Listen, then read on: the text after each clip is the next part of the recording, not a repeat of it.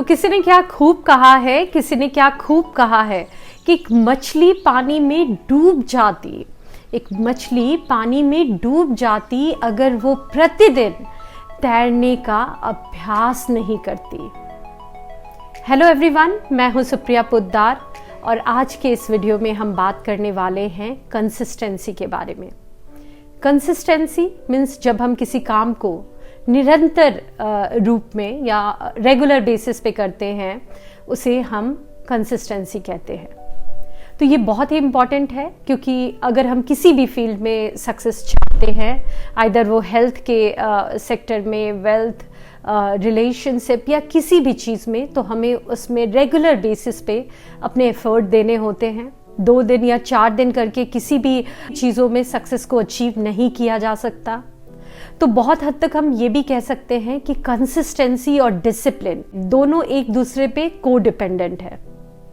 अगर हम डिसिप्लिन होते हैं तभी हम किसी चीज़ों को कंसिस्टेंसी से कर पाते हैं, and at the same time जब हम किसी चीज़ों को कंसिस्टेंसी से कर रहे हैं दैट मीन्स हम लाइफ में डिसिप्लिन है।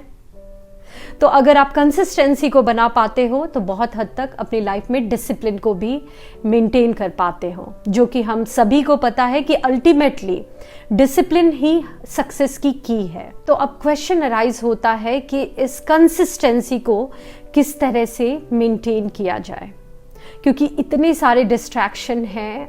अपना गोल, अपना एम पता होते हुए भी हम सभी कहीं ना कहीं डिस्ट्रैक्ट हो जाते हैं। इसके लिए मैं आपके साथ 2 पॉइंट्स डिस्कस करूंगी जिससे बहुत हद तक आप अपनी कंसिस्टेंसी को मेंटेन कर पाओगे। लेकिन उस पॉइंट्स पे जाने से पहले मैं कुछ कहना चाहूँगी। जैसा कि मैंने अपने एक वीडियो में भी बताया था कि कुछ चीज़ों में हमारा इंटरेस्ट होता है और उस इंटरेस्ट की वजह से इंटरनल मोटिवेशन आता है, और जब वो इंटरनल मोटिवेशन आता है तो ऑटोमेटिकली हम उन चीज़ों को कर पाते हैं, उन चीज़ों को हम टालते नहीं हैं। अगर थोड़ा टाले भी तो फिर से ट्रैक पे आ जाते हैं। लेकिन बहुत बार ऐसा होता है कि हर चीज़ों में हमारा इंटरेस्ट नहीं होता या फिर उतना इंटरेस्ट नहीं होता, लेकिन वो चीज़ें बहुत ही अर्जेंट होती है, इम्पॉर्टेंट होती है, इसलिए हमें एनी हाउ वो करना होता है और उसके लिए इस कंसिस्टेंसी को मेंटेन करना होता है। तो अब इस कंसिस्टेंसी को कैसे मेंटेन करें इस पे बात करते हैं। सबसे पहले आपको जिस सेक्टर में भी कंसिस्टेंट रहना है वहाँ पे आपको एक सॉलिड रीज़न पता होना चाहिए। मीन्स आपका वाई तगड़ा होना चाहिए कि क्यों आपको वो काम करना है। फॉर एग्जाम्पल, आप लाइफ में बहुत कुछ करना चाहते हो लेकिन आपका हेल्थ सपोर्ट नहीं करता है, तो आपका वाई यहाँ तगड़ा होना चाहिए। आपको एग्जैक्टली पता होना चाहिए कि अगर मेरा हेल्थ मुझे सपोर्ट नहीं करेगा तो मैं कुछ भी चीज़ों को अच्छे से नहीं कर पाऊंगा या कर पाऊंगी। मुझे अपने हेल्थ को एनी हाउ अच्छा करना है, तभी मैं चीज़ों में एफर्ट दे पाऊंगा, पूरे डेडिकेशन से कर पाऊंगा। तो जब ये वाई तगड़ा होगा ना तो आप खुद ब खुद आपको रीज़न मिल जाएगा और आप उस काम को टालोगे नहीं बल्कि कंसिस्टेंसी से करना चाहोगे। तो सबसे पहले आप अपने उस वाई को ढूंढने की कोशिश करो। इसके लिए खुद से सेल्फ टॉक करो और एक सॉलिड रीज़न ढूंढ के निकालो।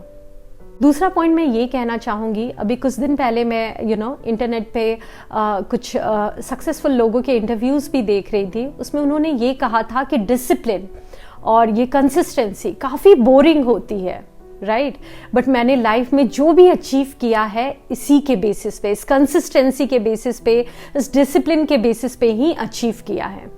अब ये बातें एक दूसरे को कॉन्ट्राडिक्ट करती है, लेकिन इससे बहुत कुछ समझा जा सकता है और अपने माइंड को समझाया भी जा सकता है। जब हम किसी भी चीज़ को रेगुलर बेसिस पे करते हैं तो ये काफ़ी ऑब्वियस है कि वो चीज़ें बोरिंग होती है और इसी वजह से हम ट्रैक से डेविएट हो जाते हैं। फॉर एग्जाम्पल, अगर आपको छोले भटूरे खाना पसंद है और मैं दिन में 3 टाइम आपको छोले भटूरे दूँ, रेगुलर 1 मंथ तक 3 टाइम छोले भटूरे दूँ, आप उस छोले भटूरे से ऊब जाओगे, राइट। तो इसी तरह जब हम कुछ प्लान बनाते हैं और रोज उस पर काम करते हैं तो ये काफ़ी ऑब्वियस है कि वो हमें बोरिंग लगने लगता है कुछ टाइम के बाद। तो हमें इस फैक्ट को एक्सेप्ट करना है कि कभी कभी उन चीज़ों में फन आएगा, मैक्सिमम टाइम वो हो सकता है बोरिंग हो, कभी हमें उस चीज़ों में सक्सेस मिलेगा, बहुत बार हमें फेलियर भी मिल सकता है। तो इसके लिए अपने माइंड को कंडीशन कर लेना है और इसके लिए प्रिपेयर रहना है। इस तरह से जब हम अपने माइंड को ट्रेन कर लेते हैं तो जब चीज़ें बोरिंग भी होती हैं तो हमें पता होता है कि किस तरह से उस काम को आइदर डिफरेंट वे में किया जाए, या फिर बोरिंग है भी तो उस फैक्ट को एक्सेप्ट करके उस काम को पूरे डेडिकेशन के साथ कर पाए। तो आई होप ये वीडियो आपके लिए यूजफुल होगा। आप भी अपने आइडियाज मुझे कमेंट में बताओ ताकि मैं आपसे सीख सकूं। Thank you so much. See you in next video. Till then, take care and bye-bye.